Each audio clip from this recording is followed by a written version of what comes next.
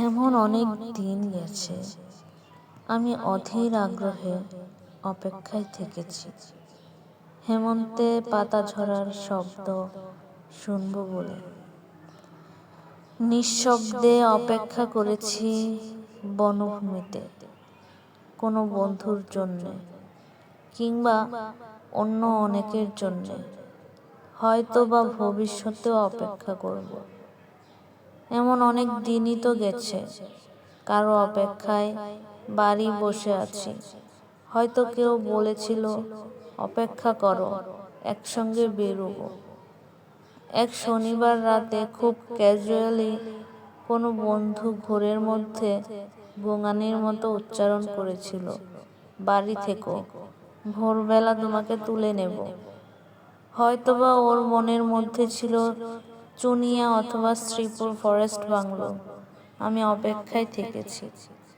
যুদ্ধের অনেক আগে একবার আমার প্রিয় বন্ধু অলোক মিত্র ঠাট্টা করে বলেছিল, জীবনে তো কিছুই দেখলি না, নুজ্জপিঠ পাঠশালা ছাড়া, চল তোকে দিনাজপুরে নিয়ে যাব, কান্তজির মন্দির ও রামসাগর দেখবি, বিরাট গোলাকার চাঁদ, মস্ত খোলা আকাশ দেখবি, পলা ও আধিয়ারদের জীবন দেখবি, গল্প টল্প লেখার ব্যাপারে কিছু উপাদান পেয়ে যেতেও পারিস, তৈরি থাকিস, আমি আসব।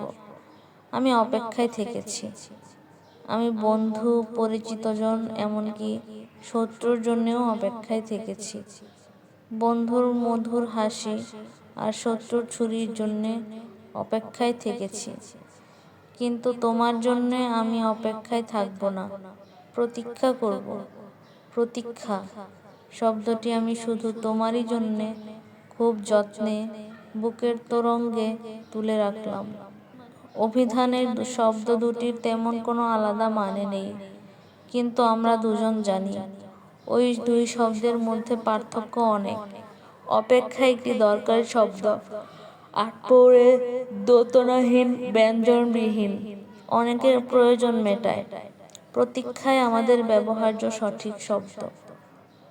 উনমান অপর শব্দটি আমাদের ব্যবহারের অযোগ্য। আমরা কি একে অপরের জন্য প্রতীক্ষা করব না? আমি তোমার জন্য পথপ্রান্তরে অশ্বত্থের মতো দাঁড়িয়ে থাকব। ওই বৃক্ষ অনন্তকাল ধরে যোগ্য পথিকের জন্য প্রতীক্ষমান। আমাকে তুমি প্রতীক্ষা করতে বলো, আমি ঠায় দাঁড়িয়ে থাকবো অনড় বিশ্বাসে। দাঁড়িয়ে থাকতে থাকতে আমার পায়ে শিকড় গজাবে, আমার প্রতীক্ষা তবু ফুরাবে না।